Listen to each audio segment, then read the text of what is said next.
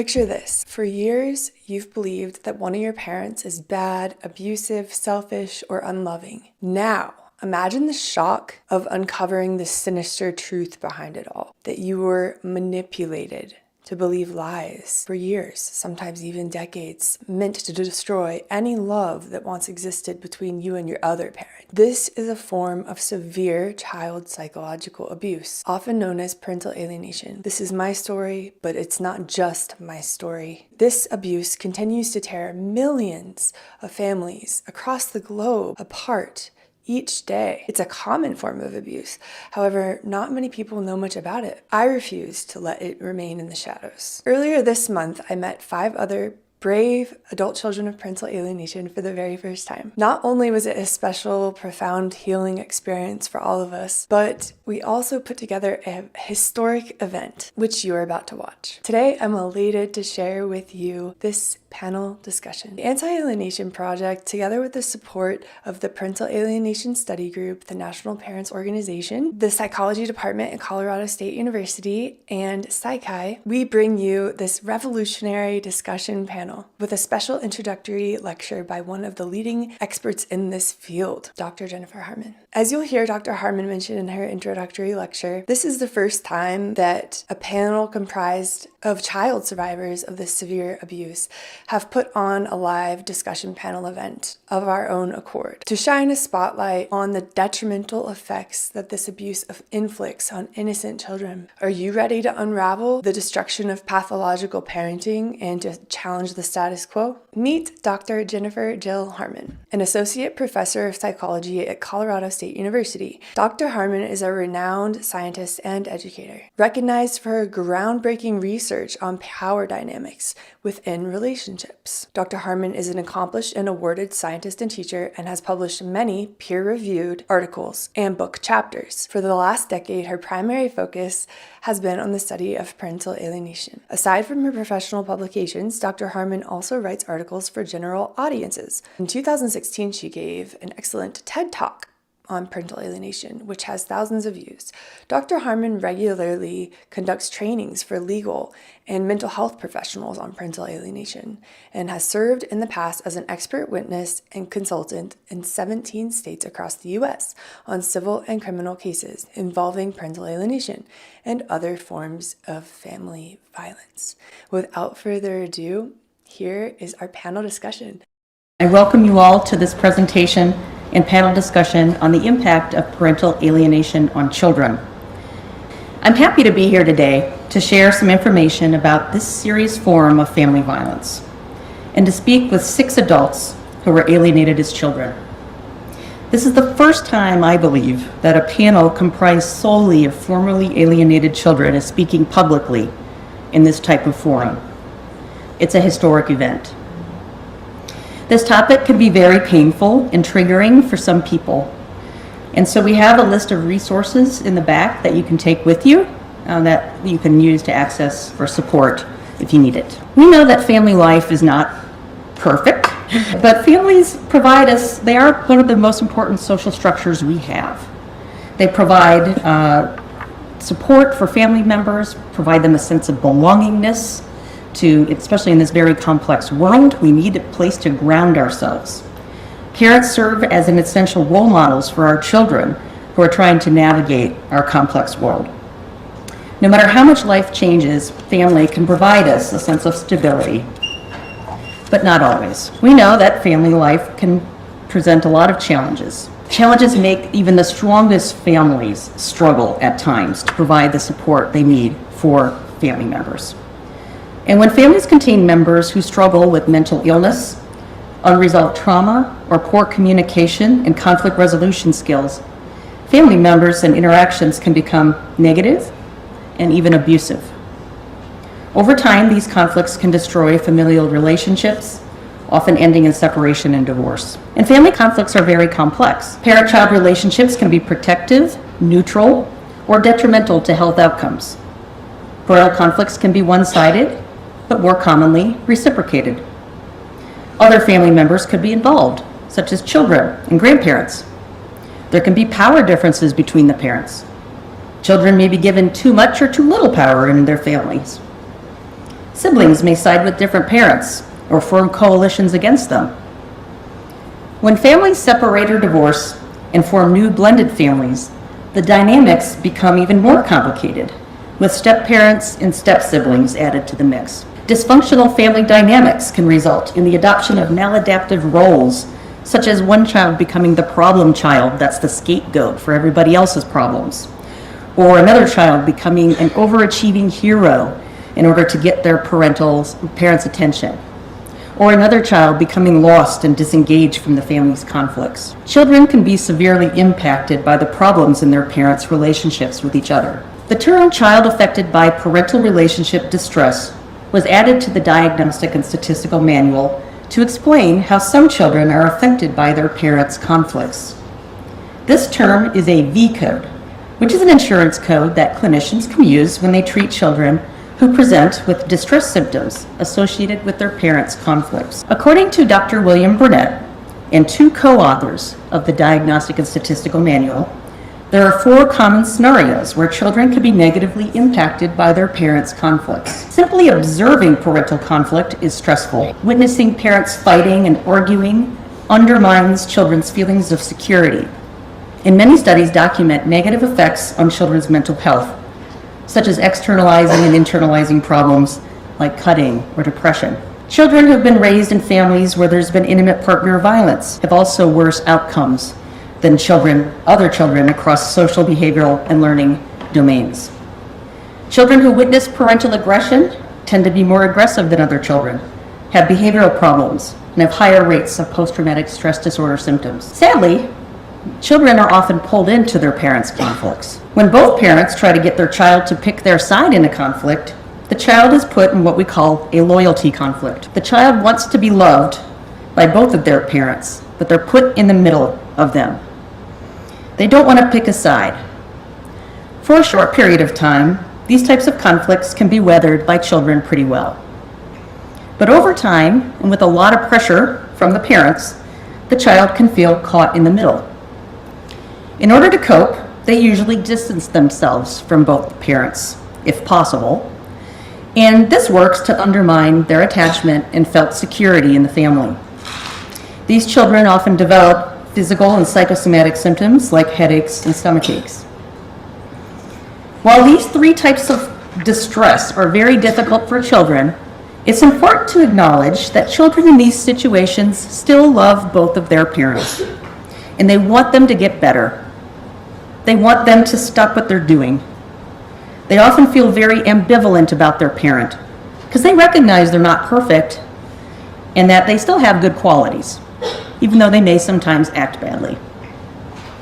But that's not what happens in the last outcome here, which is parental alienation. And that's the focus of our panel today. Parental alienation of children occurs in families where there is a coercively controlling, abusive dynamic between the parental figures. I say parental figures because it doesn't have to be a parent. It could be a foster parent, it could be a grandparent or a step-parent. What is a coercively controlling dynamic? Coercive control is a form of intimate partner violence and emotional abuse. One person engages in controlling behaviors that create an unequal power dynamic in the relationship.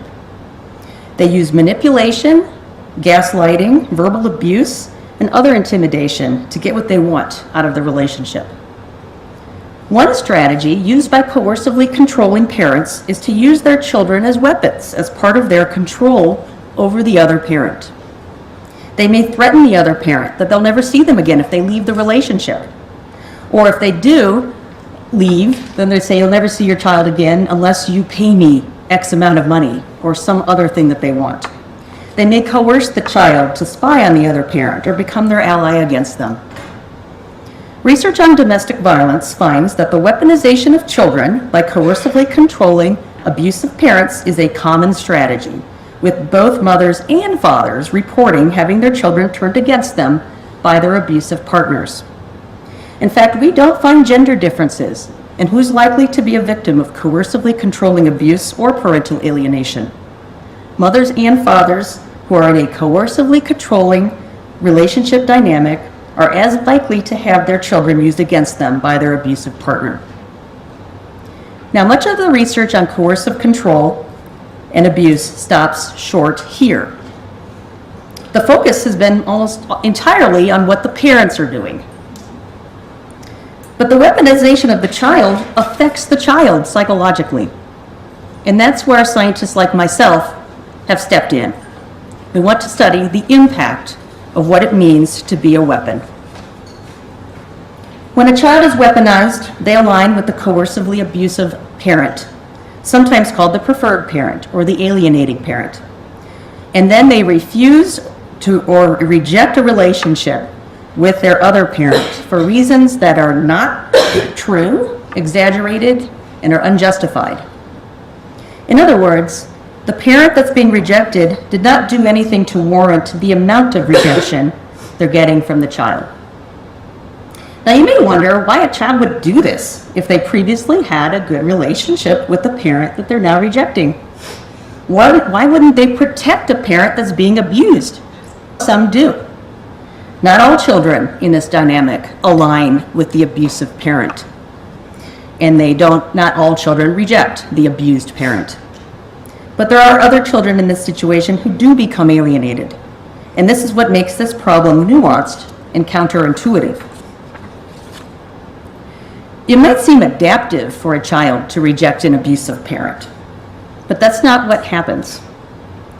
If they don't reject them, or if they do reject them, it's often when they're much older, after they've gained some perspective and distance from the influence of the abusive parent, or they've escaped and gotten away and with time reflected and saw what it was. In this case, the child is what we would call estranged. But younger children are not often able to do this because of their dependency on the parent, their cognitive and emotional development, and attachment. Attachment theory provides a psychological explanation for the emotional bond children have with their parents. It's not evolutionarily adaptive for a child to reject a parent, no matter how abusive they are. Throughout history, children who maintained proximity or closeness to an attachment figure were more likely to receive comfort and protection, even if it's inconsistent. And therefore, they're more likely to survive to adulthood. Through the process of natural selection, a motivational system designed to regulate attachment emerged. Now, research on children who've been abused by a parent indicates that the child has ambivalent feelings towards their abuser. They love them, they want them to get better, but they may also realistically be afraid of them. The child will often blame themselves for the abuse they're experiencing, or make excuses for the parent's behavior, or minimize the extent of the abuse to protect that parent. Sometimes the children don't even know they're being abused. In one study by Dr. Amy Baker and colleagues, child protection workers reported that the most severely abused children on their caseloads engaged in attachment-enhancing behaviors, not destructive behaviors. In other words, they did not reject their abusers.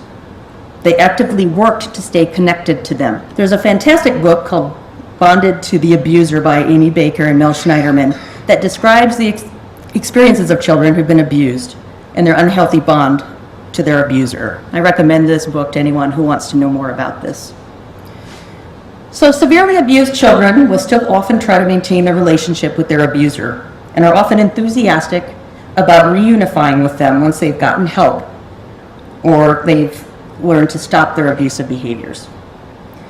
So if these severely abused children don't hate their abusers, don't reject them, how can a parent get their child to hate and reject a normal, good enough parent? To turn a child against a parent, the coercively controlling parent uses what we call parental alienating behaviors to make the child come to believe their other parent never loved them, abandoned them, is unsafe or unfit. To illustrate this process, imagine a family where the mother is coercively controlling. She files for divorce from her husband and fights very hard in family court to get full custody of their son.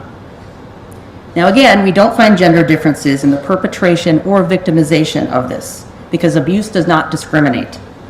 But for this example, we'll just say the coercively controlling abusive parent is the mother. first, their son only sees his dad every other weekend. The mother tells her son that his father abandoned them, and it's just the two of them against the world, and they need to stick together to protect each other. Even though the father was not abusive towards his son, the mother tells him that his father was too harsh of a disciplinarian, and she's worried about him when he's alone with him. During his parenting time, she calls her son incessantly, asking if he feels safe and if he wants her to come and pick him up. When her son tells her he misses his dad, Mom gets very quiet and withdraws her affection. The boy learns she gets upset when he mentions his dad, so he starts to hide his feelings. The boy experiences cognitive dissonance. The new attitude he's being influenced to adopt about his dad doesn't match his lived experience with his dad. How can he reconcile these differences? And the mother's behaviors don't stop there. She blocks dad's phone calls to her son. She comments to her son that his dad clearly doesn't care much about him because he doesn't call him, see how he's doing. She encourages him to rebel against his authority when he visits and finds excuses to cancel parenting time visits so she doesn't need to be alone. She fails to tell dad about her son's violin concert. And when dad doesn't show up for the concert, she tells her son he cares more about his work than him. When dad starts to date someone else, Mom tells her son that he loves his new girlfriend more than him. And if Mom in this situation has all control and can block access to the child, has no protection from her abusive manipulation. The child starts to believe the false narrative that's been created by the parent. Why would they question a parent that they love? They come to believe their dad left them and never loved them. The child's reality becomes corrupted. They become alienated. The child feels betrayed, rejected, and hurt. It's like a spurned lover. If you've ever asked somebody right after a breakup how they feel about their exes or how their relationship, they rarely have anything good to say. This is 1,000 times stronger. This is a primary caregiver, and the child believes that caregiver never loved them back. The child then often will express anger and hatred towards this alienated parent. How could they do this to them? And there's very little the alienated parent can do to remedy that situation, because the child at this point has adopted the new false narrative and doesn't believe anything the alienated parent has to say. In a paper I co-authored for Current Opinion in Psychology, the alienated child experiences a cascade of losses after the reality has been corrupted. When the child resolves their cognitive dissonance by adopting a new belief system about their alienated parent, they learn not to even trust their own experiences and memories. They feel disconnected from the self. They lose their personal identity, becoming an ally of the abusive parent against the alienated parent. They focus on taking care of the alienating parent and are not encouraged to develop or form their own independent identity from them, because that would be too threatening for the abusive parent. They wouldn't be able to control them. The child loses their innocence. They're often told information that's inappropriate for them to know, such as pending court dates or financial matters. They're often treated as equals to the alienating parent and given more power in the family than they should have as children. They're given a voice to make important life decisions that no child, particularly a manipulated child, should make, such as selecting which parent they want to live with. The guilt and shame of making such decisions in this situation can cause significant anxiety and other mental health problems.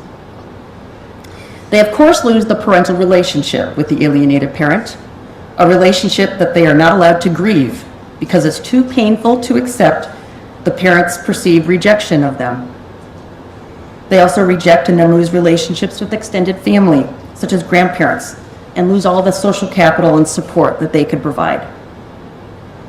In many cases, children also lose a sense of community because the alienating parent will isolate them as part of their abuse, sometimes electing to homeschool them to maintain all control. Some alienating parents abduct their children and hide or relocate to another country where the alienated parent cannot find them and get them back. Parental alienation can cause permanent psychological damage to children, and so is therefore considered emotional abuse.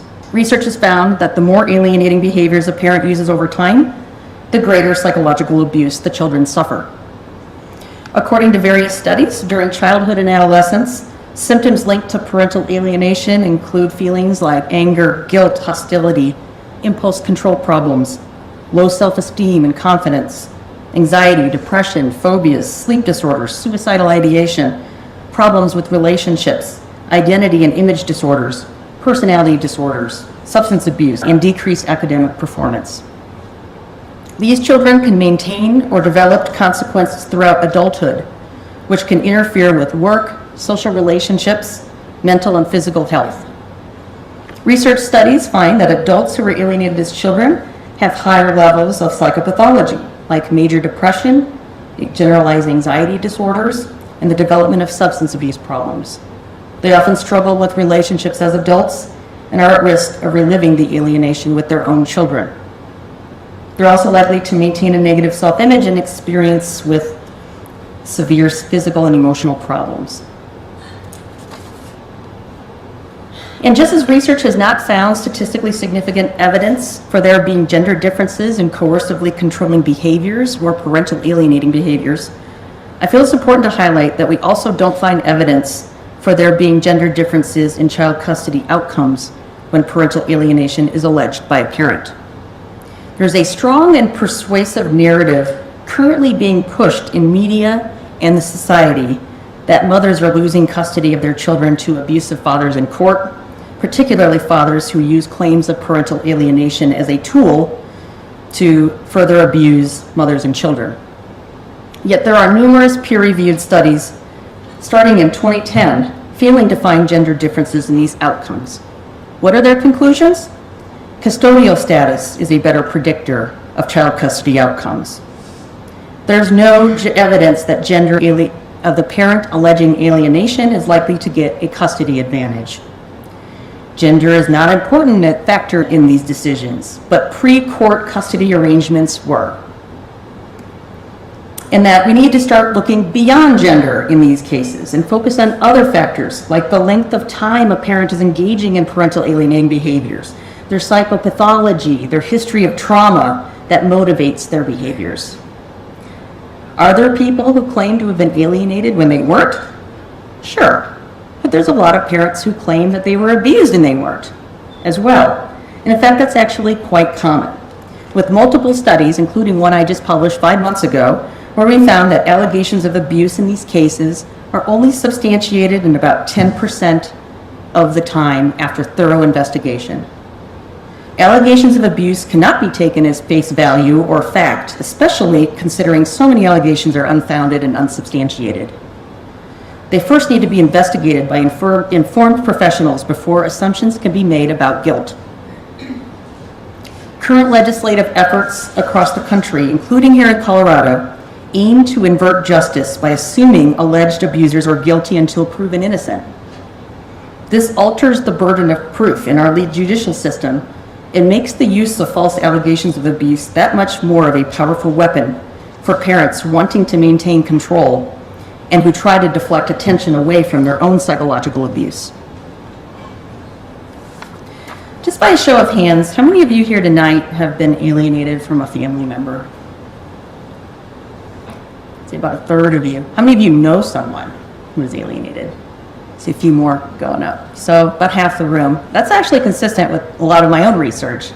About half the cases, or we find that about 14% of adults in the US, Canada, and now the UK report being targets of alienating behaviors. Even Albert Einstein was an alienated parent. He's famously quoted for his description of his ex-wife's influence over his son. And we find that about 1 to 4% of children in the US have been moderately to severely alienated from a parent. And that estimate is conservatively based on the assumption that only one child has been alienated in a family. But we know if one child's alienated, usually all of them are in the family. And while 1 to 4% may seem like a small number, it doesn't include mild cases of alienation. We don't know how many there are. And it is almost 4 times as many children as have autism in the US. We devote millions of dollars to treatment of autism and testing. Yet there's nothing equivalent for alienated children. The few protections they've had are being stripped away by people who deny their experience. Before I introduce our panelists for tonight, if you'd like some more background reading about research on parental alienation, I encourage you to read a large systematic review of the research I published in 2022 in the journal Developmental Psychology. It's a publication of the American Psychological Association. We found over 200 research studies on the topic published through 2020 in 10 different languages. I'm happy to share this article with anybody who'd like it, and if you're a student, you can access it through the PsycInfo search engine through the library. The Parental Alienation Study Group has generously sponsored this event, and they are a useful resource for information, so their link is there. And of course, we couldn't do this event without the Anti-Alienation Project, a group of formerly alienated young adults whose mission is to alert alienated children about the truth of their experience, support them after learning this truth, and to educate the public on the consequences of this form of abuse. To that end, I want to introduce our panel tonight.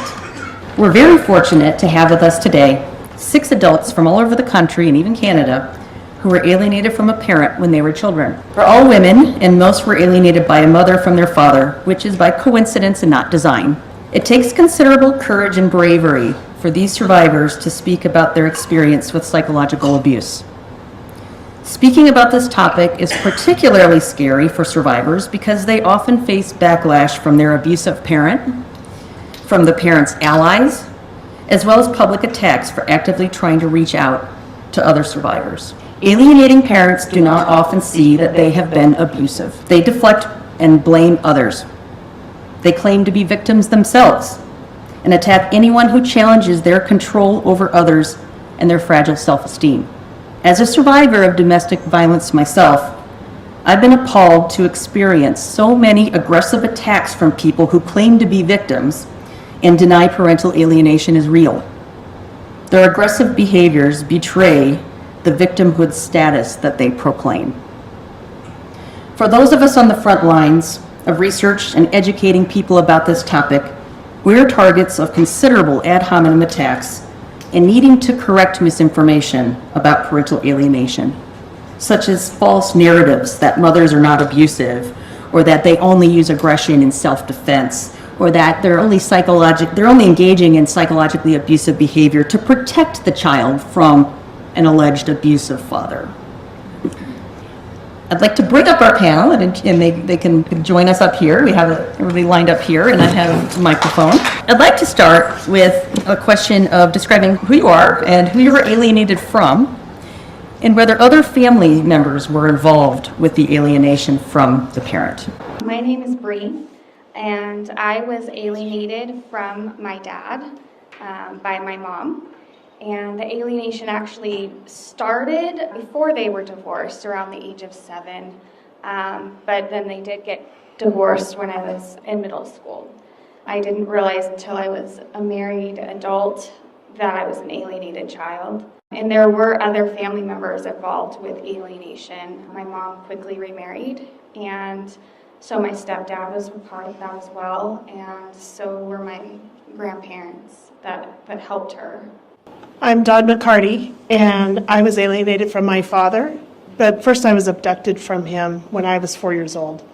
My mother was estranged from me for about 1.5 years or maybe up to 2 years, and when she remarried, her and her new husband decided to come and abduct me away from my father and took me across state lines and held me hostage more or less because I was never allowed to see my father. He was never allowed to come and see me. They were not married, so he didn't know he had any rights, and subsequently lost hope. So as far as the family members involved, my mother's new husband helped plan the abduction, where there was a getaway car, a houseboat, and then an airplane waiting to take off to help get me out of the state when the investigation was, when they felt safe to remove me from the state. And then this step family that was involved also did not accept me into the family, so there was no extended family at that point from then on out. Hi, I'm Maddie. I was alienated from my dad for 20 years, and there were many other family members especially in my mom's extended family who believed all the lies about my dad. The interesting thing, I guess interesting might not be the right word, but unique thing about my situation is I am the oldest of 5 children. I have 4 younger brothers, and I was the only child targeted, so my 4 younger brothers have always had very close and loving relationships with both parents. And I figured everything out about 2 years ago, and I've been speaking out about this abuse since last summer. Hi, I'm Jacqueline. My alienation case is a little bit different than what everybody else's is. I was actually alienated from my dad in the same home. My parents didn't divorce until after I was out of the house and married myself. Like I said, I was alienated from my dad by my mom. It started at age 11, and I didn't figure it out until I was 22. That would have been in 2017. And I figured it out because I ended up being a targeted step-parent. I witnessed my husband being alienated from his children, and I wanted to figure out what was going on. And I started researching, and I realized that pretty much everything that I was reading applied in my life. And even though my case may be a little bit different, it's still exactly the same as what these ladies have experienced as well. Hi, I'm Chantel. I was alienated from my father by my mother. It was 28 years that over the time period. He reached out at the age of 16, again at 18, and it was just so embedded in me that he wasn't my father. He didn't care about me or love me. So I figured, why am I going to give you any energy? Why am I going to put any time into this relationship when you wanted nothing to do with me? Which was not the case. And it really didn't hit me, and it took 28 years because when I was 28, it happened to me with my own children. And yeah, it went really deep. It was more than just my dad, but we were isolated, my twin sister and I, from society. And I say it was like living in a prison. But yeah, the psychological part of it is just really deep and not beneficial for relationships. And I believe that a child needs both parents if they're both loving and wanting to be a part of a child's life. I'm Katie. I was actually alienated from my mom. I was alienated for 6 years, and I'm actually now currently an alienated sibling who is now going on 6 years from being alienated. If you can remember, what was your relationship like with your parent that you rejected or alienated from before? My dad was my best friend. I was daddy's little girl, and everybody knew it, and we just had so much fun together. Once the alienation began, I didn't completely forget all of those great memories, and I didn't forget the relationship we had. But I was made to believe that as a child, I put him on a pedestal, and I just couldn't see the true him as a child. But now that I was older, I could see through him, and I could see the truth about him. But since reuniting with my dad, I've been able to access that same love that I had for him as a child. And it's been a really wonderful thing. I was my mom's best friend. I was mommy's girl. And my dad made me believe that because I was mommy's girl, I was wrong. And so that was our relationship before that. And I did everything with her and everyone. I was always around, and that's how our relationship was. It's a little different for me because I was 3 years old when I was alienated from my dad, so I had no previous childhood memories. I have basically like what my dad tells me is that I was very close to him. I was daddy's girl. My twin sister was a little bit not less of a daddy's girl, but we both loved him, and she was really outspoken and I was quiet. And after the alienation, those behaviors totally changed in both of us. For me, my relationship with my dad, I had a really good relationship with him in the beginning. My dad had all girls, so it was nothing for him to take us all fishing, you know what I mean, and just bond over that. So I really have a lot of good memories of just even being really little and fishing with my dad. And even though my mom, I guess, influenced my thoughts on him, even though being in the same home, my dad still tried. He still tried to do things with me, even though my rejection for him was relentless. But pretty much looking back on it, I had a good relationship with my dad, and my dad never stopped trying. It's just me that wouldn't let him in because of the fact that I was influenced by my other parent. I was also daddy's little girl, and my dad was cool. He was a lot of fun. He, being my most stable parent, the one that was consistently there, we did everything together, of course, outside of work and whatnot, but have a lot of fun memories of things that we did that I think I remember very well because of when the abduction happened. I grasped and held on to some of those really important memories that most people probably wouldn't remember. Like you were saying, you were 3, and it's really hard to remember. But I remember specific things that I needed to hold on to protect an identity that after the abduction turned into an identity crisis. Those memories I still have today, and I'm very grateful for them.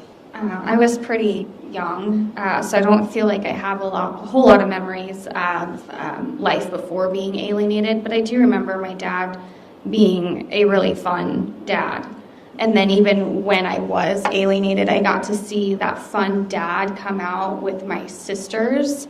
And I was severely alienated, so I was rejecting him. But it was weird. I feel like I had that cognitive dissonance of, I believe he's a horrible person, but yet I'm seeing my sisters get to enjoy him.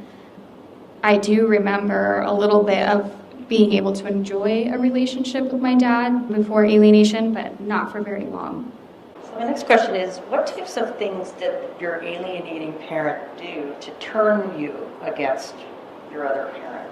I was basically like my mom's little therapist. She would, when my parents would fight, she would come to me and cry and vent about my dad, and I felt like I had to take a side, and of course she was crying, and I would see his anger and frustration, and I would see her tears. And so in my eyes as a little girl, the tears meant to me like, oh, she's the one that's hurt, she's the one that's victimized, and he's the one that's bad. And so a lot of it was bad-mouthing my dad, and really I felt a really big responsibility to help my mom calm down and all of that.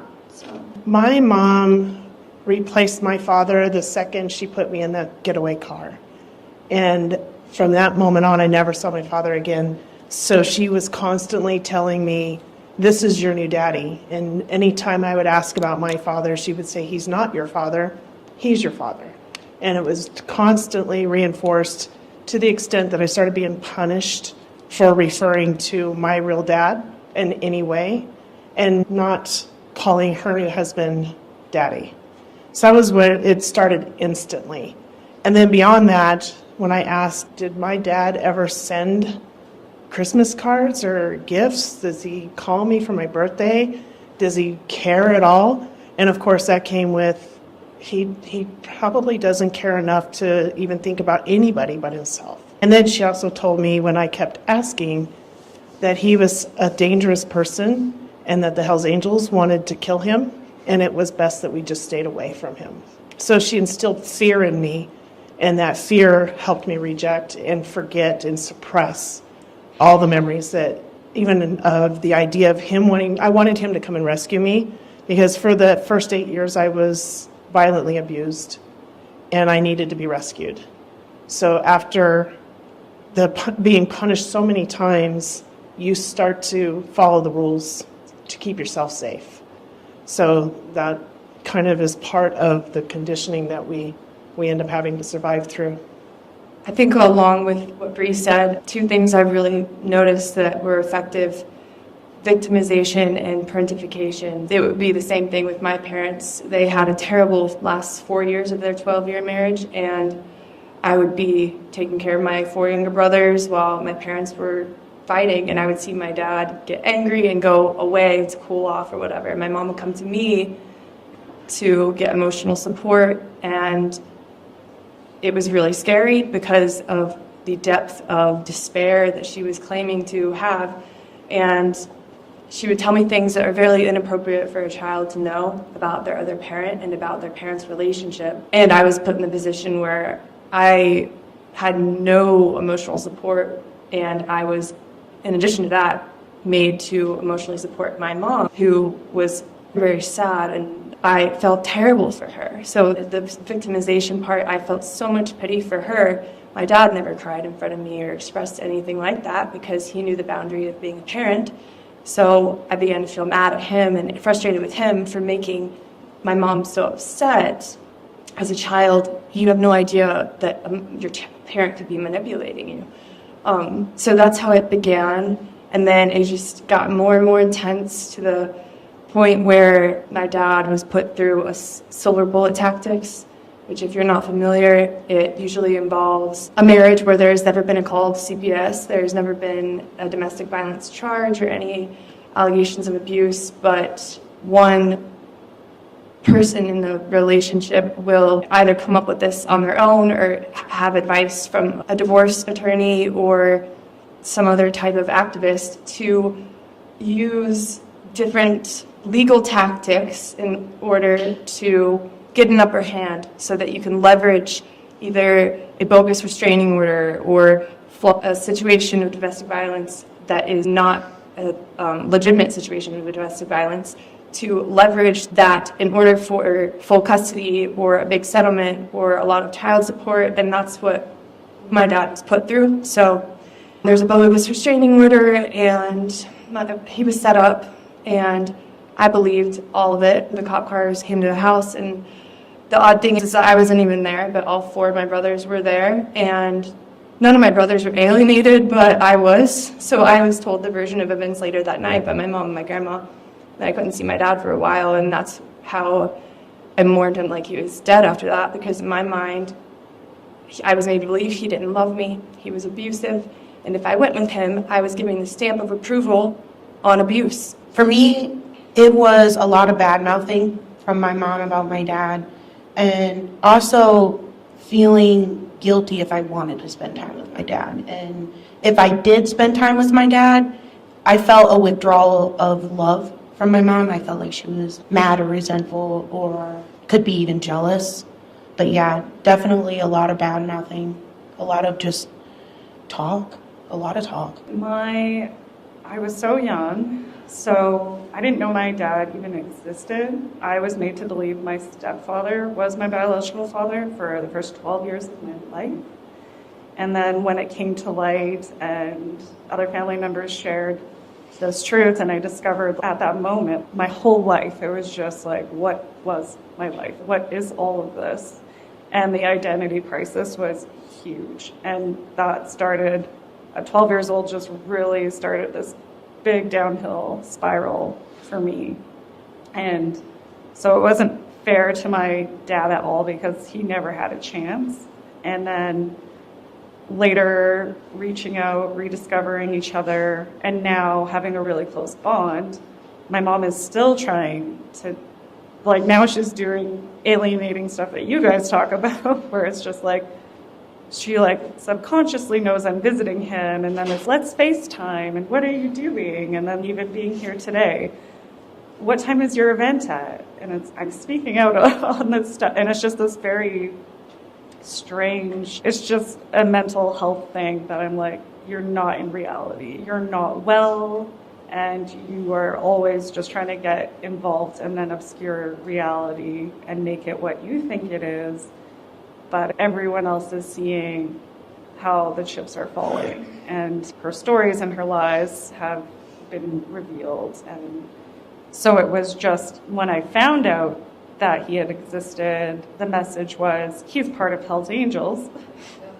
Like, sorry, Hell's Angels, you're being disturbed. And You're not here, right? he was, and he was an alcoholic and a drug addict and never paid child support and was just a sperm donor, didn't have any interest in a relationship. And I just bought it. I thought, 100% that's true. Why would my mother make up? There was no thought in my mind, my mom's making this up. I'm like, yeah, it adds up. That must be the reality. And I don't want to know this man. But what it was, deep projection of her alcoholism, her drug abuse, her neglect and abusive behaviors, and just pretty much deflecting, putting it on him, which I didn't even know the man. So there was like, it was just really unfair. For me, I was the SWAT in our family. I had to do everything. I had to take pictures. I had to report back to my mother. My dad used my mom's alcoholism against me. I was told that she loved alcohol more than us. I was told she loved men more than us. I was told that she loved everything else more than us. And that's how I turned this against her. A couple of you mentioned false silver bullet tactic and false allegations of abuse, and I was wondering if any of the rest of you, if you're comfortable sharing, if you've experienced that, or if you were asked to make an allegation that was exaggerated or untrue, and what was that experience like for you? Yeah, so my sister actually and I had to make a false allegation. My sister ended up falling on a vase.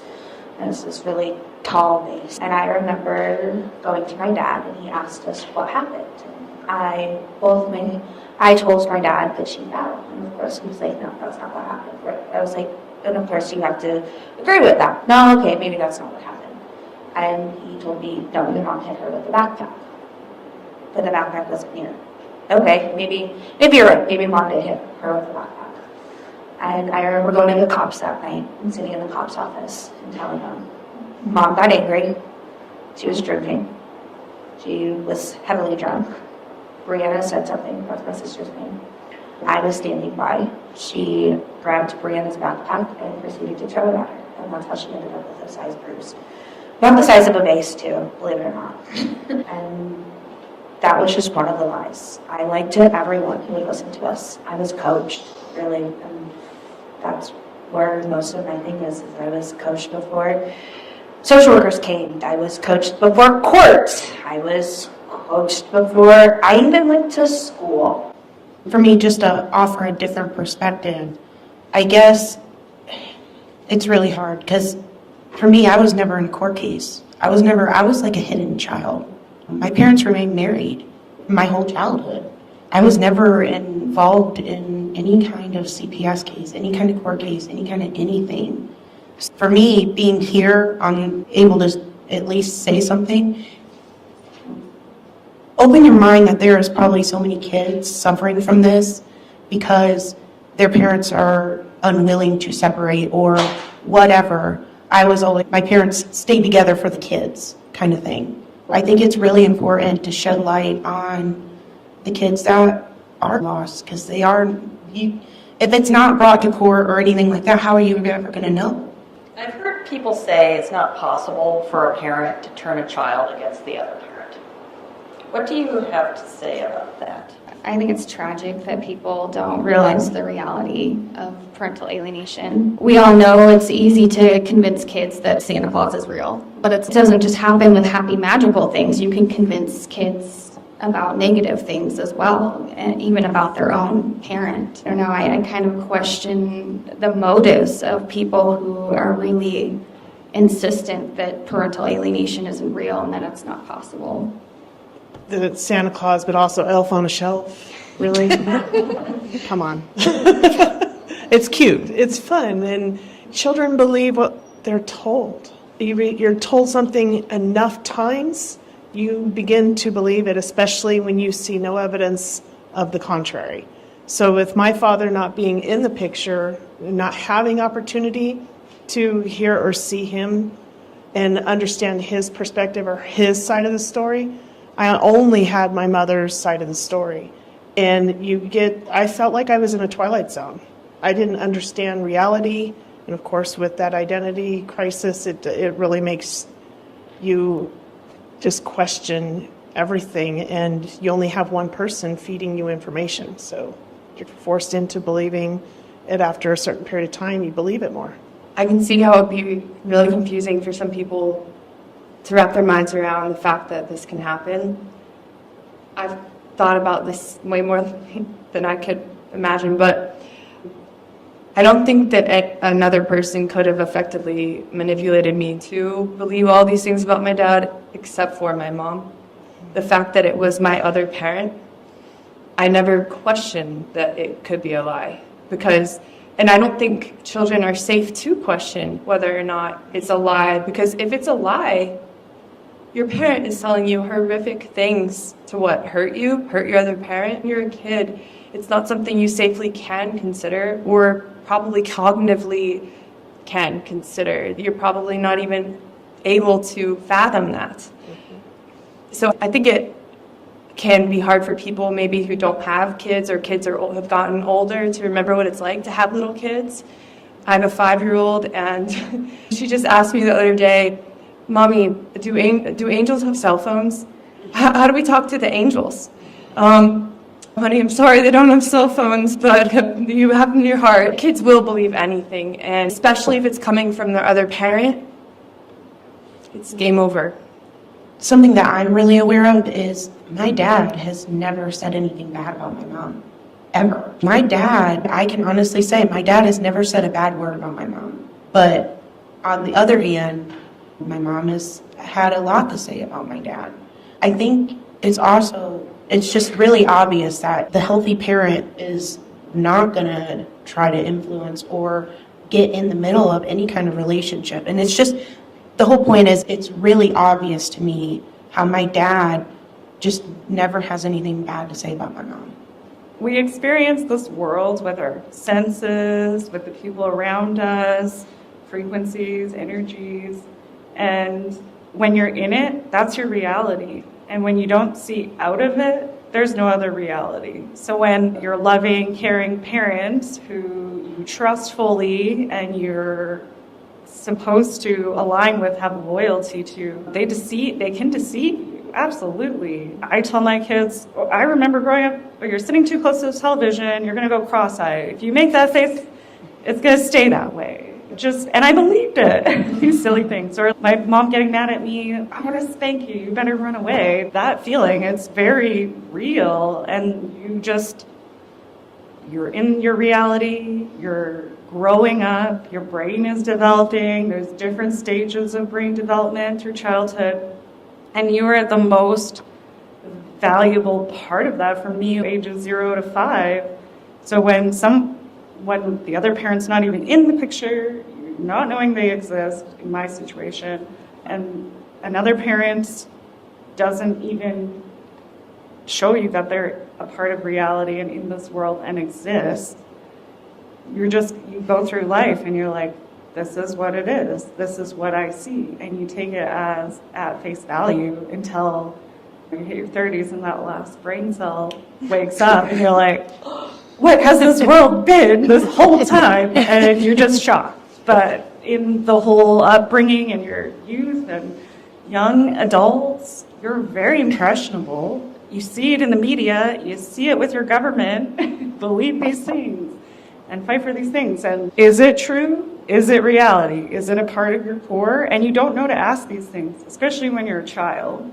So I just feel 100% a loving, a connected attachment figure, parent, grandparent, step-parent, anyone who has influences, aunts, uncles, even cousins, can convince you of things that don't exist, that aren't a part of reality. And that is fact. Just to add on to that, they also change memories.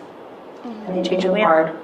I was told, oh, remember this? Oh, guess what? She's actually thinking about going home and drinking. Or, oh, you remember it that way? That's not how it actually went. And just remember, we are so easy to manipulate and to switch. And it's an on-off switch so easily to get changed in us. We didn't know any better.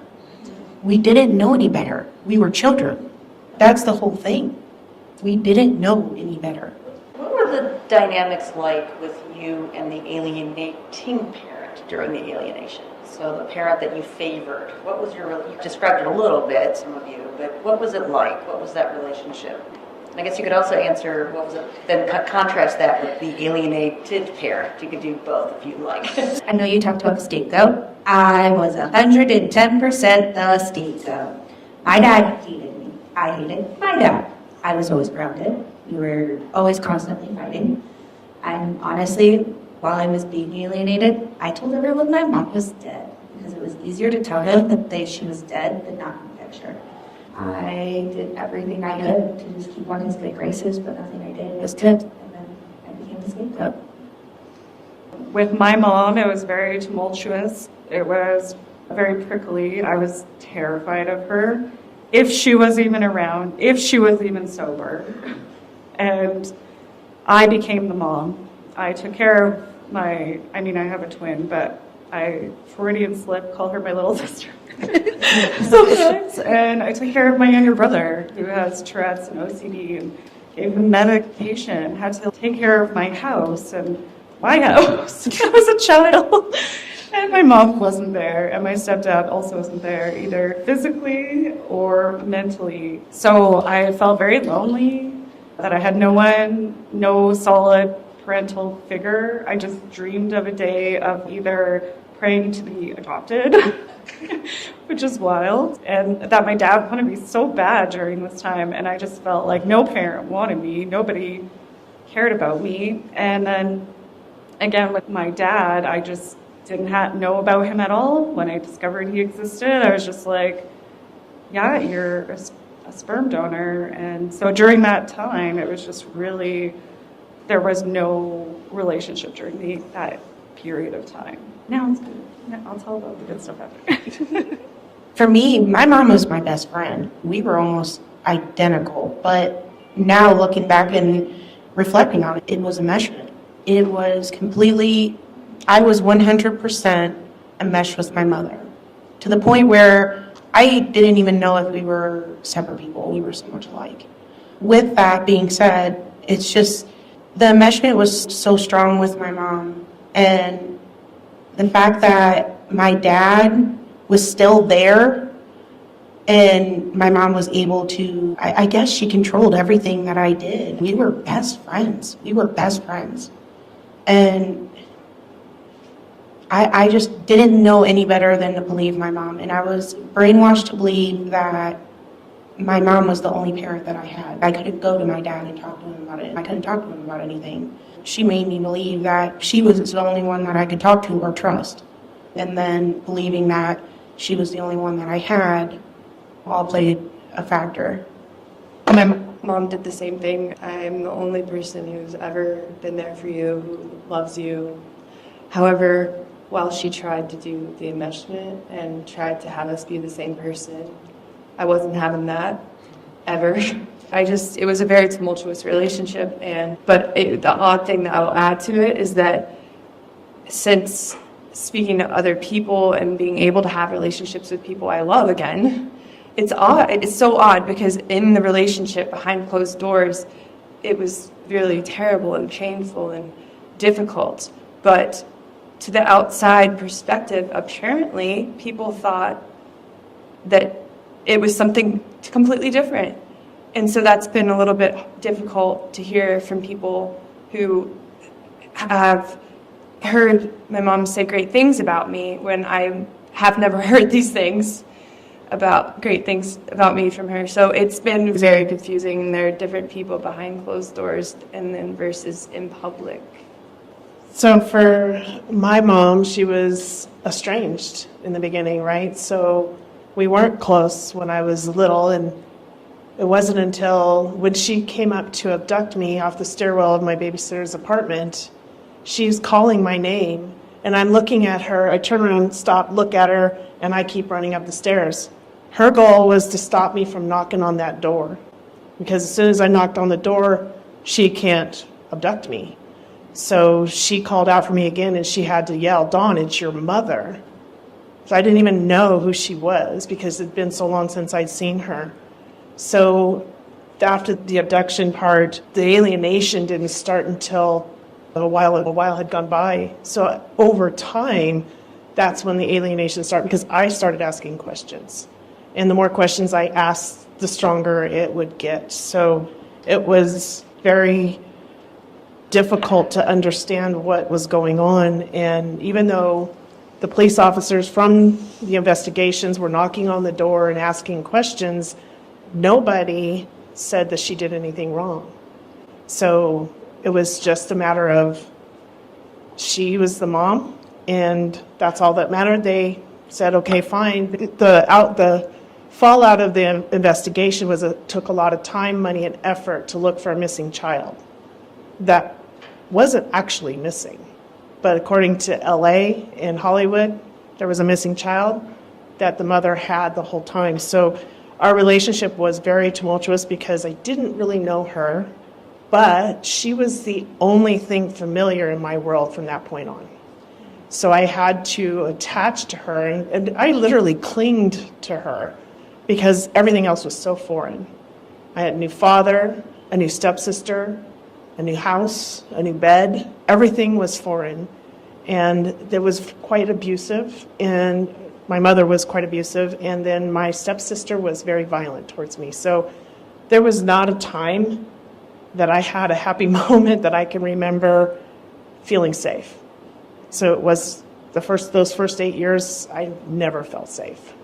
The dynamics between me and my mom during my childhood is confusing to think about now because I really thought that we were close because I was like her little therapist. It wasn't until I was an adult that I realized that our relationship was really backwards, that she was never actually an emotional support for me, but I was an emotional support for her.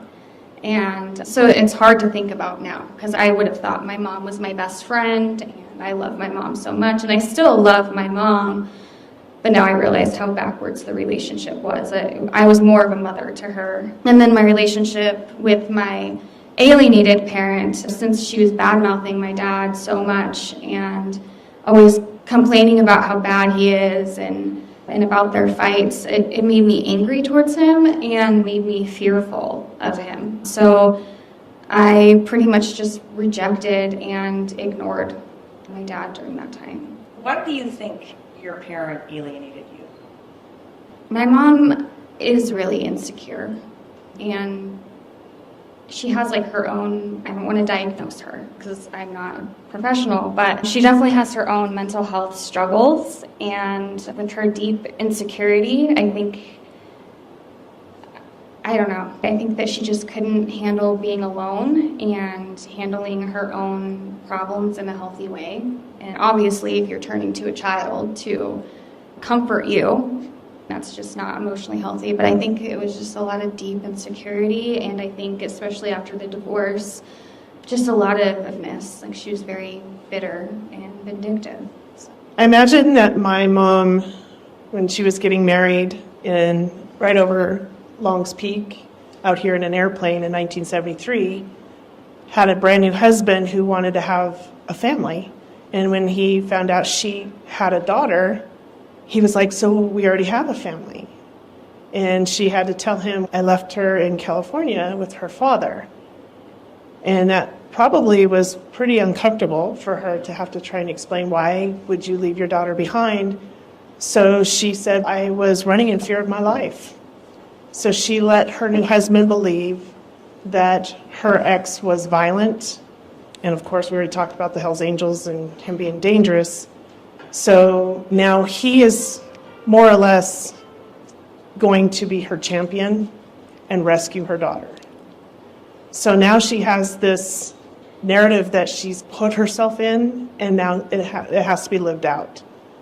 Either that, or she has to admit to him that I didn't want to be a mom, and so I left her with her father, because now it's too late to undo what she created. So it turned into continual parental alienation because it was the narrative that needed to exist. And it just kept snowballing and getting worse and worse over time. So I think the obvious motives that people talk about with parental alienation is anger at the parent, at the ex, and trying to hurt their ex-partner by depriving them of the loving relationship with their child. And then the second motivation is to control the child fully and isolate them. You can get away with whatever abuse you want if the other parent isn't in the picture. But I've also done a lot of thinking about, in my own case, why was I targeted? Why weren't my brothers alienated?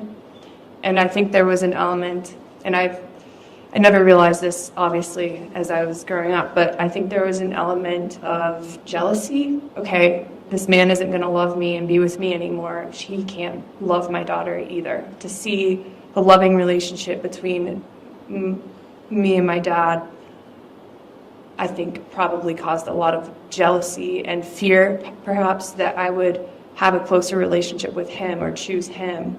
So instead of letting me love people in my life, anybody who loved me was not allowed to be in my life anymore. And that's more than just my dad. Again, not trying to diagnose my mom or anything like that, but I think my mom has a fear of being alone.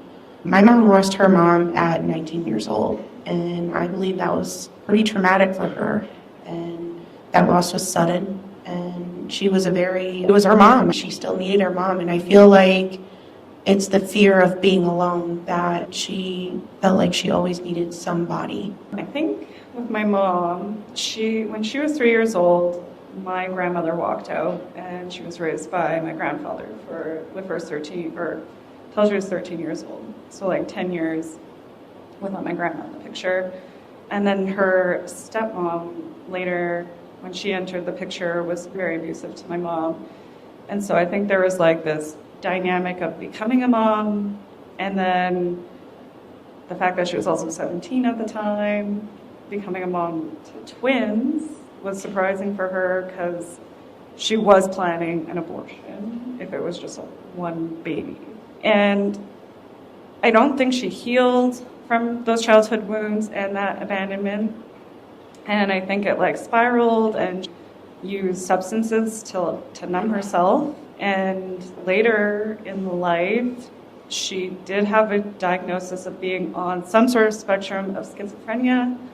So I think there's definitely just mental health issues, not addressing that, not getting support, has a big, deep part of it, and personality disorders that I don't sometimes, and I don't know if it's the silver lining, but I just, and maybe we do this because we have grown up and we feel like we have to protect them and make an excuse for them because they put us in that situation. And I don't want to be like, I'm putting this on because of due to your mental health and substance abuse. Like she should have healed. She should have been the adult. She should have known there was an issue and dealt with it. But that just wasn't the case. And she has suffered greatly in life, physically, with her health, in relationships, not being able to hold down jobs. So that suffering, that hurt, it was like, I'm going to put it out there into my family, as well as my stepfather was very abusive to all of us, very abusive to my mom, controlled her financially. They were both abusing substances together. And I think that he also had a really deep part in controlling her and how we were allowed to either have contact with my dad or him being around. I know there was an altercation and some fight at a party when they were young, all three of them. So it was just lots of different factors, lots of things that I see and recognize now, but I had no idea that could happen. For me, it wasn't because my dad loved me. It was because I was a pawn. I was a pawn to hurt my mom. She left first, so he victimized us, and he made us the person that was going to do the most damage. And of course, we wanted our own kids, and that's why we were alienated, is because we were a pawn in a game that we weren't even knowing we were playing. I talked about how alienating parents, parental alienation is a form of emotional abuse. And a couple of you have talked about other types of abuse you experienced at the hands of the alienating parent. And I published a paper less than a year ago, and we find that it is the alienating parent who's most likely to have a finding of abuse against them. And yet they're the ones often who are making the false allegations against the other parent to deflect attention away from that abuse. So what you're saying is actually really consistent with what I'm finding in my own research. So thank you for sharing. I know it's not easy to share that. When did you realize you were alienated? What was the aha moment, if there was one? I was 17. I'm 24 now, so that was a long time. No, it's not that long, but it is in my little brain. I was actually going through court documents, believe it or not. I actually helped with, I don't know, so many things. I grew up real fast, real blank. I was going through court documents, and it was like waking up from like a drunken haze, or like this cloudy haze, and I realized everything that was said in these court documents were wrong. And it wasn't until I was 18, I actually got kicked out from my father's house, that I realized that, believe it or not, I was in an abusive relationship. Where I was like, wow, even your parents can be abusive. And that's when I realized that that's what happened. I don't have a relationship with my dad at all. I've come to terms with that, and I probably never will, unfortunately. But don't get me wrong, I still love my dad. It hurts to say that, but it doesn't at the same time because he's my dad. So it hurts to know that he did all this to us. Mentioned earlier that I was 28 years old. The moment was when my ex took our daughters and basically created all these false allegations against me, had protection orders placed against me, and see them have any contact without paying for supervisors and things. And I was like mostly a stay-at-home mom, really a very part-time worker, didn't have anything underneath me. So when it happened, I was made homeless, all these things, and I hit rock bottom, and I just Googled, why can't I see my children? I'm healthy, totally normal. My partner created false accusations, and I've done nothing wrong. And then the term parental alienation, and immediately, the second I saw it, it clicked so deeply. And then I started reading people's stories online and joining these internet groups and stuff on Facebook. And that, like going through it and then realizing things that my dad had said to me when I was like 16 and 18, and that he loved me, wanted to be a part of my life always, and I was in such denial of that. And then I realized it wasn't in his control at all, and the courts have their hand in it and stuff as well. But it literally took for it to happen to me, to see it, and to Google it, and for the word. And I'm so strongly against the people that fight us on this term, parental alienation. Myself, because honestly, it was like just like the golden ticket, like that light bulb moment of the term in itself is the crime, is the abuse, the term alone. Please don't change it. As I mentioned before, I am actually a targeted step parent as well, and I went looking. That's pretty much what happened. Like Google, I hit up Google, and pretty much alienation. And then what I can remember is the 17 alienating tactics and just like checking them off in my brain. Yep. And it was figuring it out. I was searching for answers for my husband's relationship and our relationship with my stepchildren.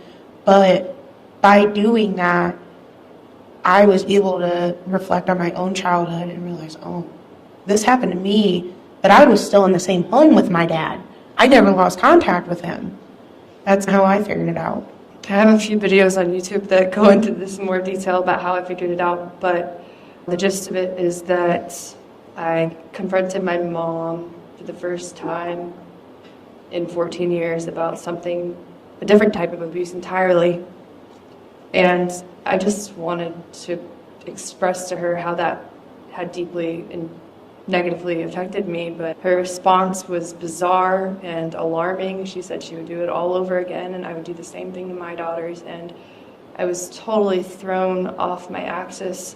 Months later, she told me it never happened at all, and then I started wondering what was up, what was down, and I started to question everything that she had made me believe about myself, about the world, and then about my dad, which was actually the last thing, because I had never questioned it. And I did a Google search, and a video by another former alienated child named Ryan Thomas came up on YouTube.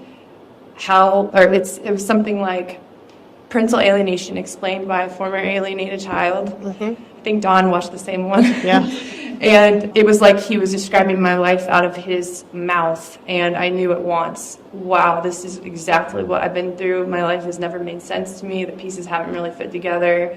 I've always wanted to get better in all these different ways, but I wasn't able to heal because I didn't even know what I was supposed to be healing from. And I called my mom that night, and then anyone who has an experience with parental alienation knows you're probably not going to get much accountability out of the alienating parent.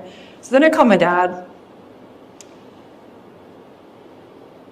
And just for anybody who's out there maybe thinking that you've been through something like this, or that maybe you have been unjustifiably rejecting one parent, I would definitely encourage you to reach out to that parent and ask for their side of the story. I know it's really scary. I was terrified to call my dad. I was actually in a period of no contact with him. And when I called him, when I figured it out, and it's worth at least asking them and hearing their side of the story. But it didn't take very long for me to have a new layer of trauma to wade through, to realize that I'd been totally betrayed by my mom. And it was not the type of betrayal that you can really overcome in a type of relationship. It was complete erosion of any trust that was left. She didn't just steal like a person in my life. She stole like the other most important person in my life. My dad and our relationship is so special to me and always was. And that was why the loss during the alienation was that much more painful. This has been the biggest pain that I've had my entire life. And to know that it was a manufactured pain that never needed to happen at all is part of the reason why it's so important to speak out against this. Death, disease, accidents, a lot of this stuff in life is unavoidable trauma, but this never needs to happen.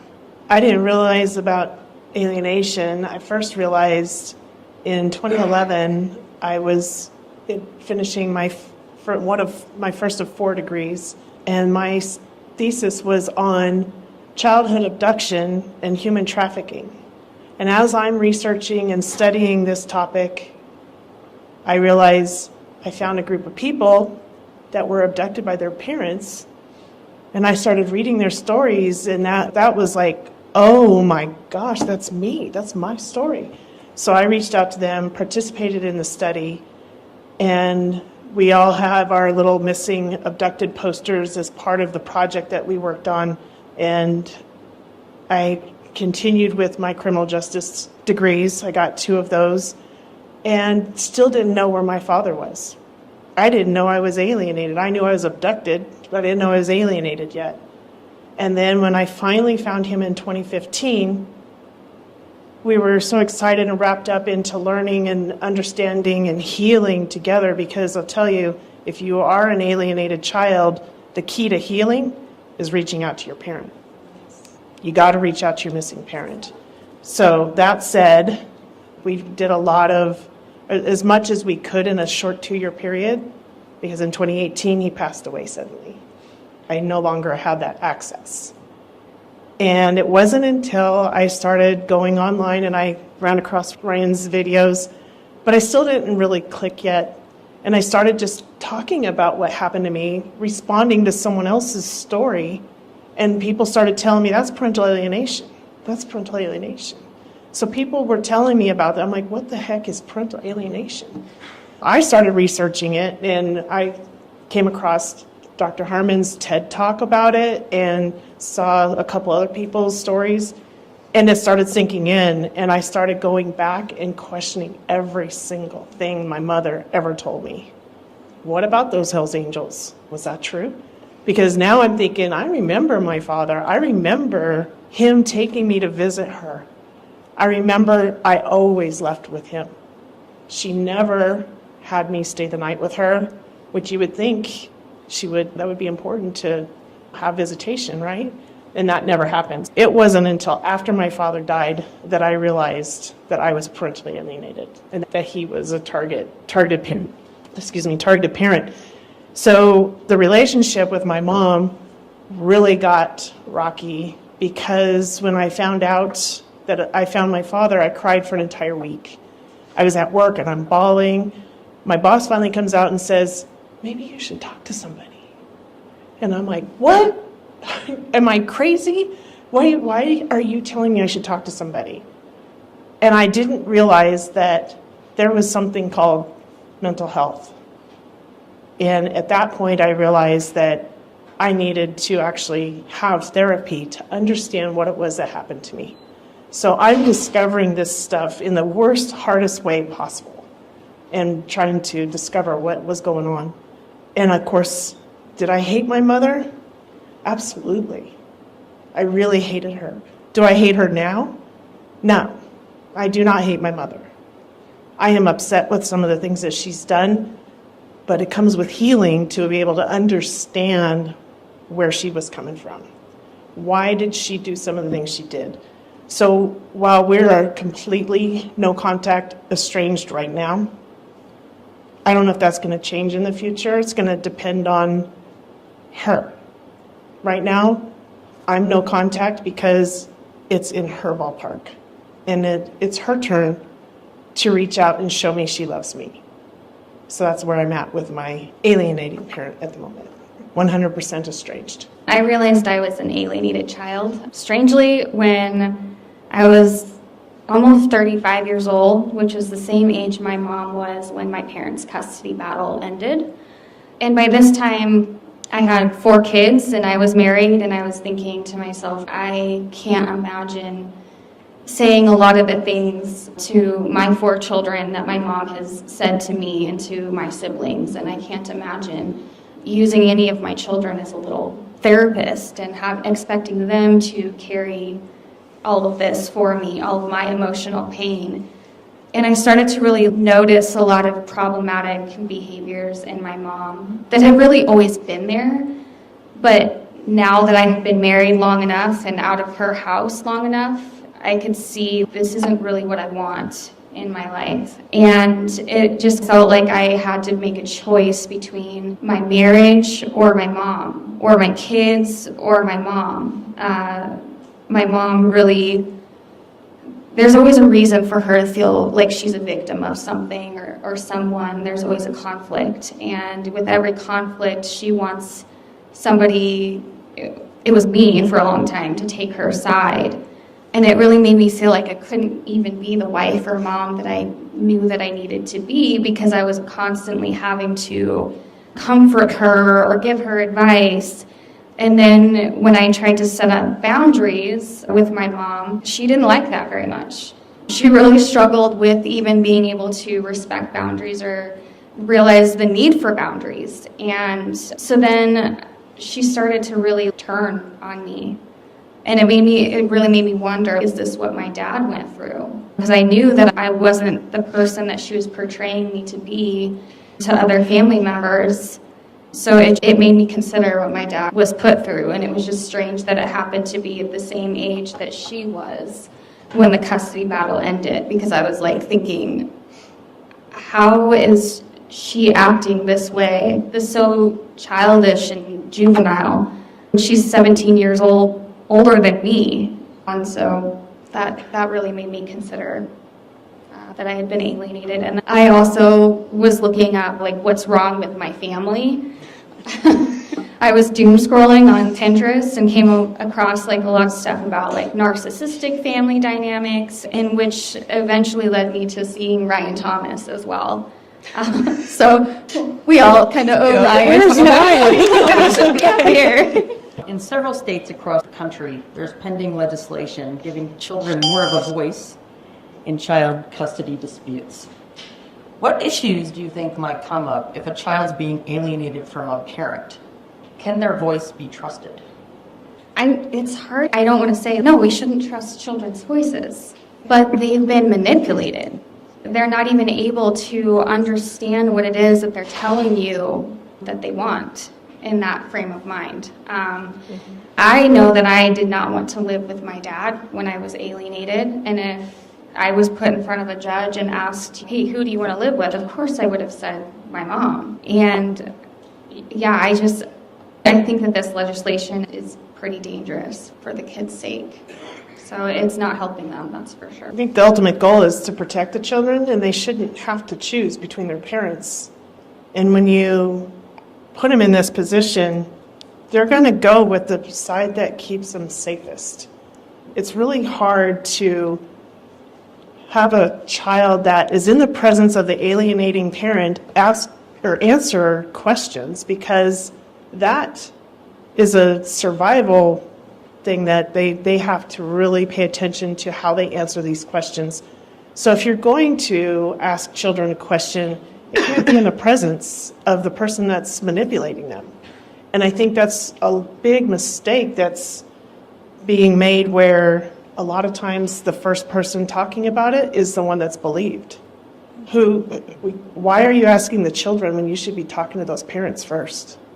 And let's dig into them a little bit more and protect these kids from having to answer these questions. Even for kids that are not going through parental alienation, it's my own personal belief that it's not fair to have the government make a child choose one of their parents. That's a decision that they're going to have to live with over the rest of their life. They're going to have guilt and shame and a bunch of different emotions. And a lot of times, like the news or media can cover these cases. And once it's out there, these kids that are alienated, and if they're speaking out, especially if they're underage, they are going to have an even harder time figuring out that they've been abused and lied to, because it's been solidified in their head by major news organizations, by other experts. And if they do figure out the truth, I had a hard enough time living with myself as it was, and I didn't have any of this online when I was a teenager, middle schooler. I really feel for these kids who are being honestly exploited, in my opinion, by certain organizations and individuals. It's really sad and it's disgusting. I just want to add really quick. I'm the former chair of the NPO, the National Parents Organization of Florida. And when I was working on that committee, I felt like it's very important for lawmakers to understand, and anybody that's really impacting the child's outcome of this particular situation, that you're affecting that child's entire life. And these decisions can't be made lightly. You have to consider, when you remove a parent permanently, that effect is going to be felt forever for that child. Making quick decisions in the lawmaking process and deciding quickly in a court of law when the judge sees a parent or the divorcing parents for maybe 20 minutes and then having to make a ruling based off of what they're being told by the attorneys, the outcome lasts forever for those kids. So it's really important to think about this process very carefully. I love my children. I always want them to have a voice in things. I do want to trust them, but there are times where I'm like, whoa, that's not how that went down, for real. I'm not gaslighting them. They can be dramatic, and like me as a child, I remember my mom coaching us before family dinners and stuff, like, don't talk about this, and we're not going to do that, and don't whatever, and I just hid in a corner because I was like, if I say something, I'm going to get murdered. But there was so much coaching, and I just have the personality of being, I've healed from this stuff, but I was for a very long time a people pleaser. And if as a child it went through to the court process and then they were like, you're going to go live with your dad, you choose. There was no history with my dad, so obviously I would be like, I'm choosing my mom. But I think, and I've said it earlier, but if there are both parents that are loving and want to be a part of their child's life, they should both equally have that chance. And even in the custody of like, where's the kid going, and if you both have joint custody, I hated times, even with my own stepchildren, where their mom would be like, are you sure you want to go to dad's? And they'd be like, no, I don't really want to go. And I just think you have a schedule, you stick to it and try to make it comfortable for your kids and for them to all have access. But if you're giving this much weight in a court issue, I'm like, there's never enough time. The judges are sick and tired of everyone's complaining and stories. You're literally in and out, and it's so fast. And even my ex-husband, he told me when he was a child, he was made to choose between his mom and dad. And he said, well, where are my sisters going? Oh, they both chose mom. Okay, I'm going to go with dad then, so he's not alone. You can't put that weight on a child. They're not developed, their brains aren't developed, and they want to survive. So you don't know what choices you're making when you're that age. You can't see in the future. And we only have this hindsight now, and we can share our stories and our voice. But having a child, yes, obviously trust your children, but at the same time, when there's someone abusive and manipulative and planting memories that weren't there and false stories and false allegations, that child is just going to accept that, and then they're going to go and explain to the courts, yeah, this, even though it's not the reality, even though it's not what happened. Definitely no. I unfortunately was one of those children who had to choose. And I did it in the court system, and I did it in the judge's chamber. But before we went into the judge's chamber, we were coached. We were coached for 3 weeks. God, were we coached. But I didn't want to choose Dad. I wanted to choose Mom. But if I told that, God, I'd be grounded. I think I was grounded too, to be honest with you. But I don't think we can be trusted. We have been so abused and so manipulative that anything that comes out of our mouth is a lie. I've told you guys, I lied to anyone who listened to me, and that was just to save myself. As much as I would love to say that we could be trusted in the courts, we can't. We just can't. Not only that, you're asking 12 and 13 and 14 and 15-year-olds, heck, even younger, to choose which parent they want to live with. Of course, they're going to choose the one that's going to love them the most, or that's going to be the most fun. My dad told me, you choose me and I'll take you to Mexico. Guess what? 2 years later, I get to go to Mexico. I felt like I chose the right parent, when I really didn't choose the right parent. So some of you mentioned that you've restored your relationship with your parent. Have all of you done that, and what was that reunification like? I have been in recontact with my mom for almost 6 years now. And it is like you reconnected with your old best friend that you haven't talked to in forever, but you never skipped a beat. And that's how it was with us. It wasn't anything awful. We went through things that we had to. But at the end of the day, she was still my mom. And that's how it went. She's actually here with me today. And I love to tell people that. But she's my best friend and she's my cheerleader. And I'm so thankful you are.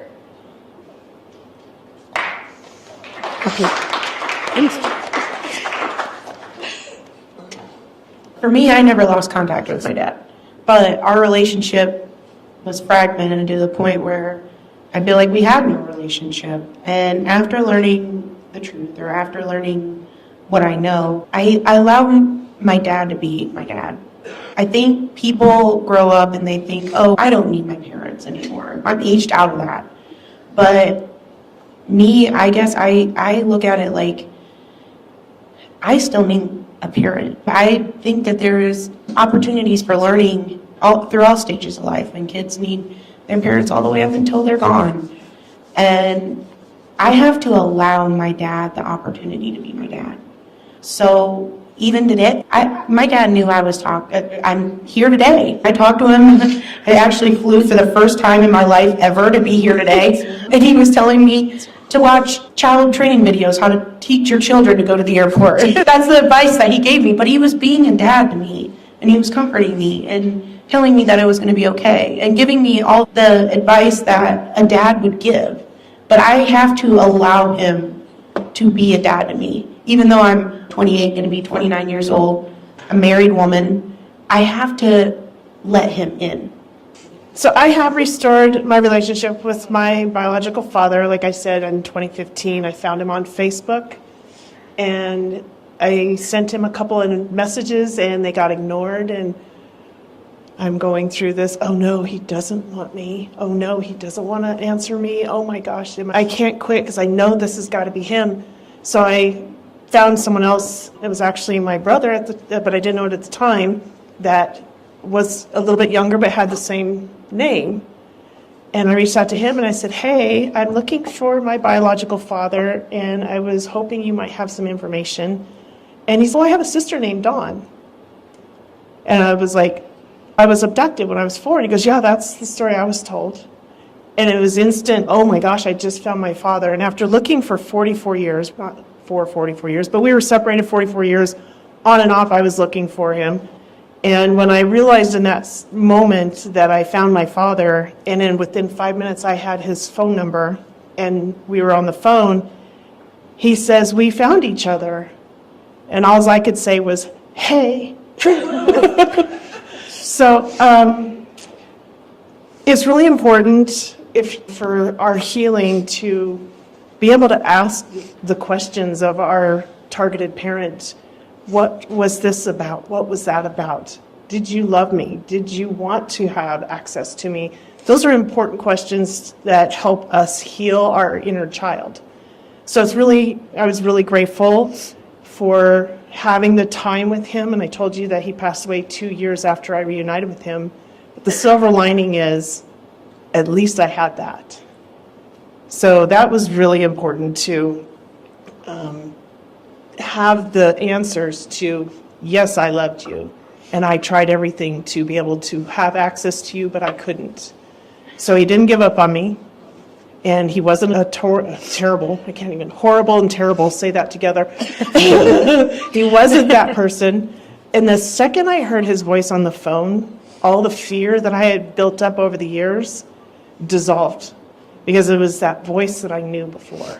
And it was so familiar that I could just all of a sudden relax. However, when we were face to face, all of a sudden we're faced with, I'm supposed to be your daughter, you're supposed to be my father, but how do we do that? Because I haven't seen him in 44 years. So how am I a daughter to someone I barely know? So that's a struggle, to allow yourself just to get to know somebody in the present. You can't go backwards. You can't pick up where you left off. You have to pick it up where you're at, and you have to be who you are today.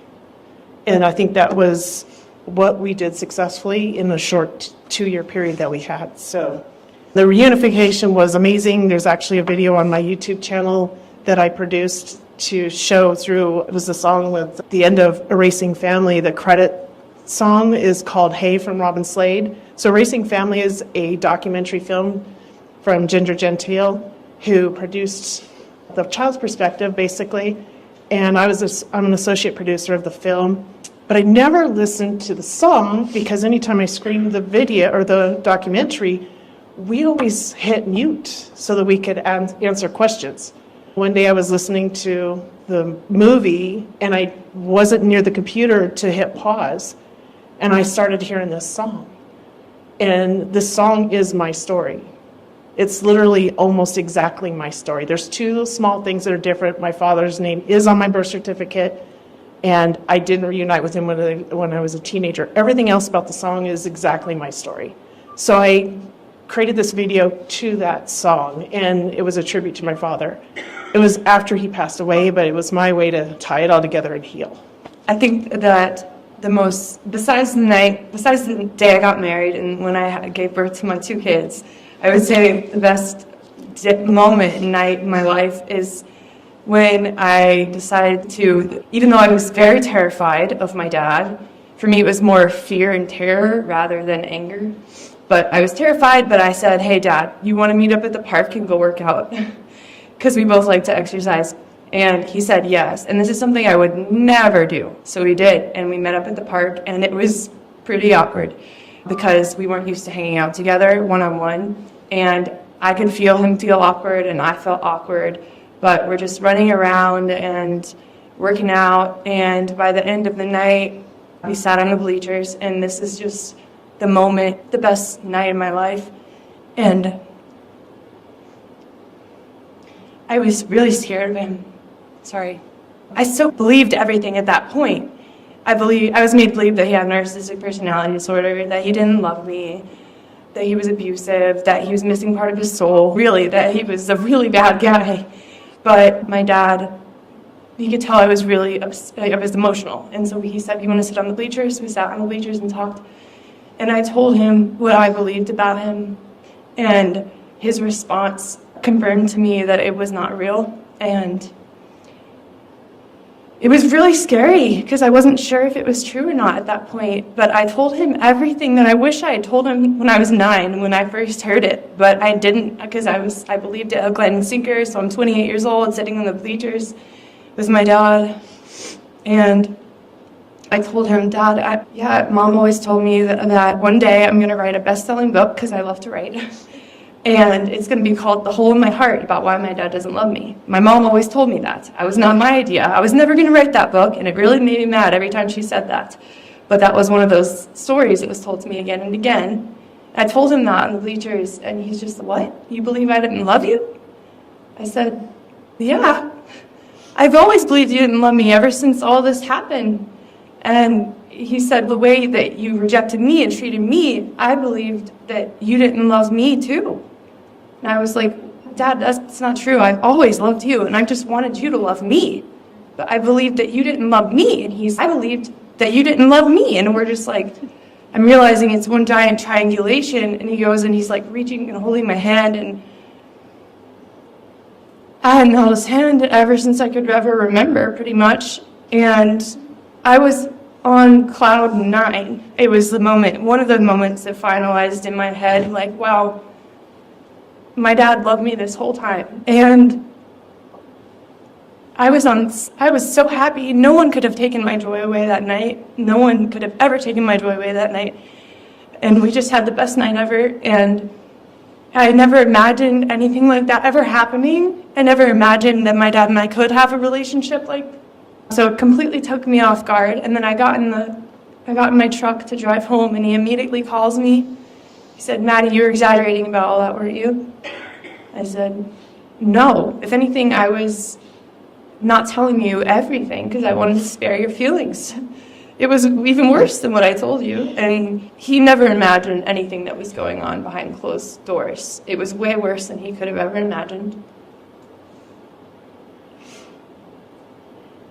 And then after that, I started to really lean towards the side of, instead of who is this man, what is my life, it was more started to lean towards, oh my God, he loves me this whole time. And oh my God, we missed 20 years. He is the person I loved as a child. He was that person the whole time, and I missed this. And after that, I was just looking for more and more evidence, like a little detective of, okay, so he loves me, but how much? How wrong have I gotten it? Is he a narcissist, or is he a little abusive or a lot abusive? You don't know what is up and what's down. It's just a terrible form of child abuse, and you can't trust yourself to know who to trust, even your own parent.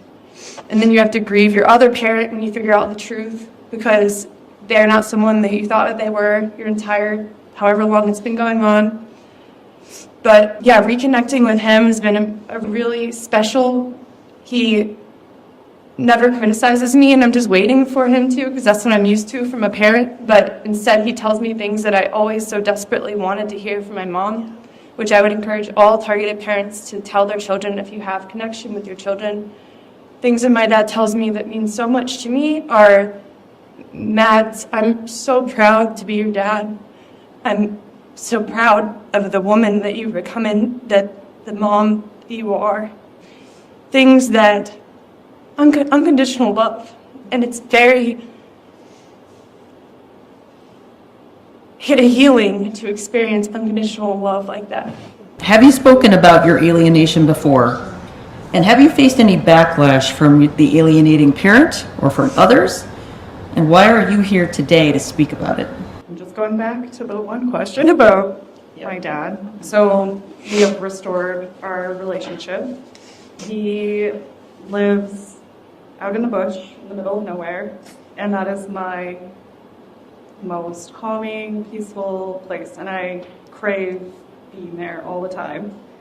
And I bring my stepchildren and my son. My daughters were lucky and got to meet him one time before it all started again. So we did get to tell my daughters we went through this, so hopefully that will stay with them. But I feel like it was like a really long time of reunifying. It was just instant. It was like little bits of information and having to fact check with other people to really get a sense of who is this stranger to me. And after him slowly showing me things like receipts, proof of trying to purchase flights for visits and things, I just saw that he did try to make an effort, so I had to have the evidence. Slowly I've asked him questions to clarify things that my mom has said about him, and his response, I absolutely believed him 100%. There's just like, when you hear the truth, it strikes you in your soul, and you know this is truth.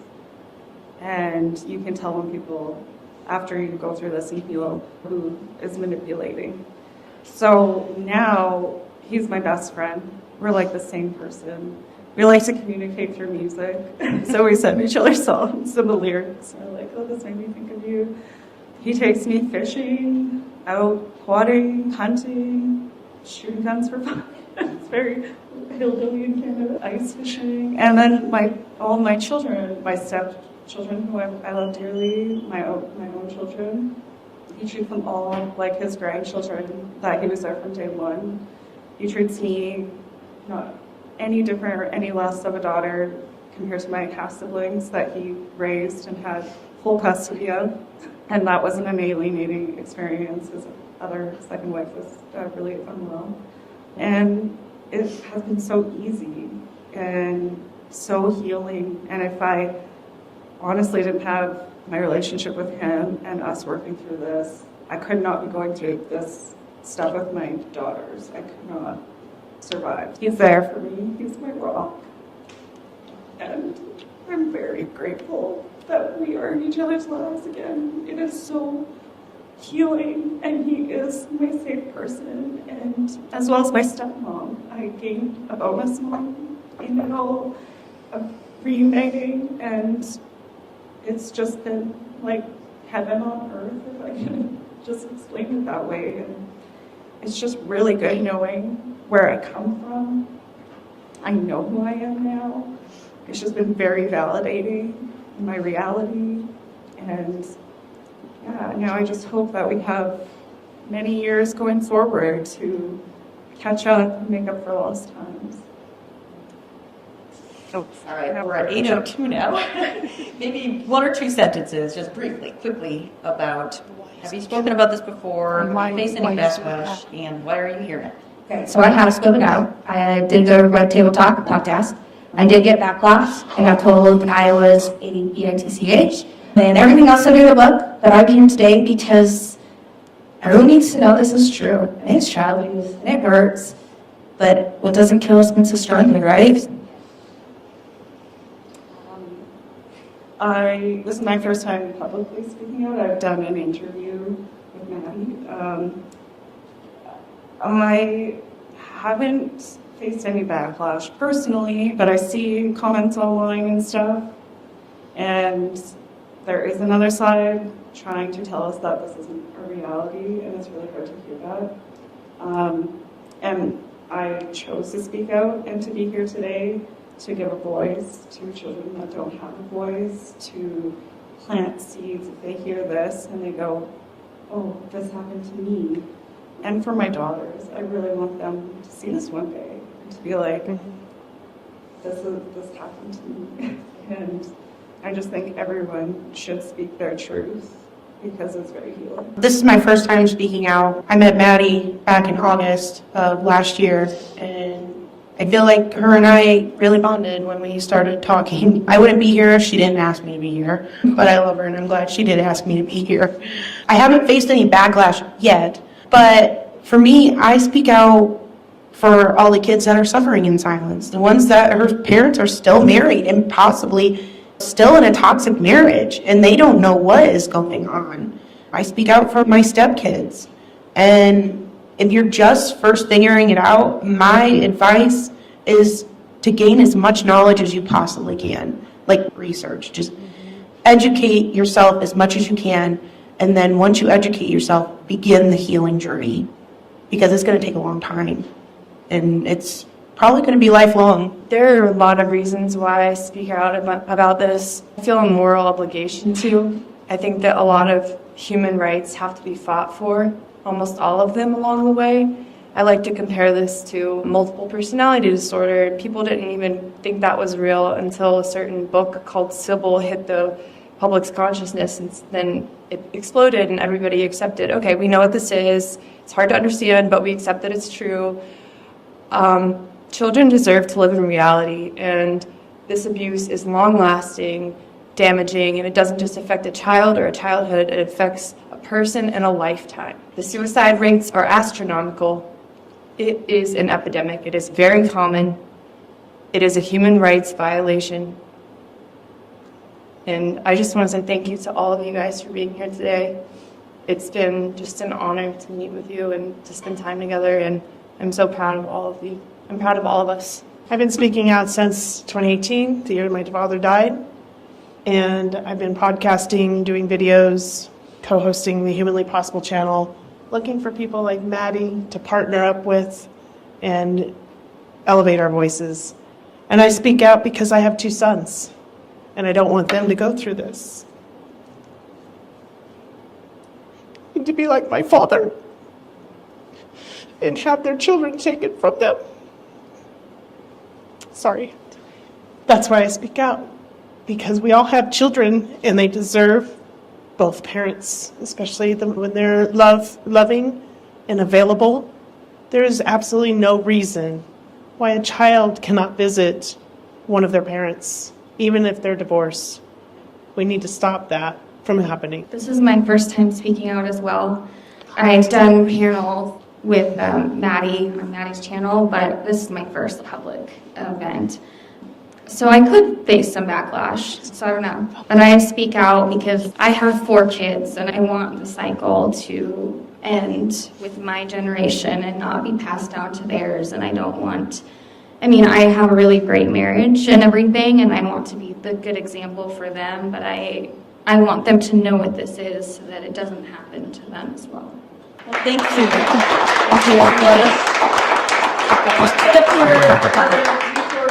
There's a website, on emails up there too. I'm happy to share any research or any publications. If you hit a paywall or you can't get it, I'm happy to get it for you and share it with you. Because I think information and education about this is imperative to fix this problem.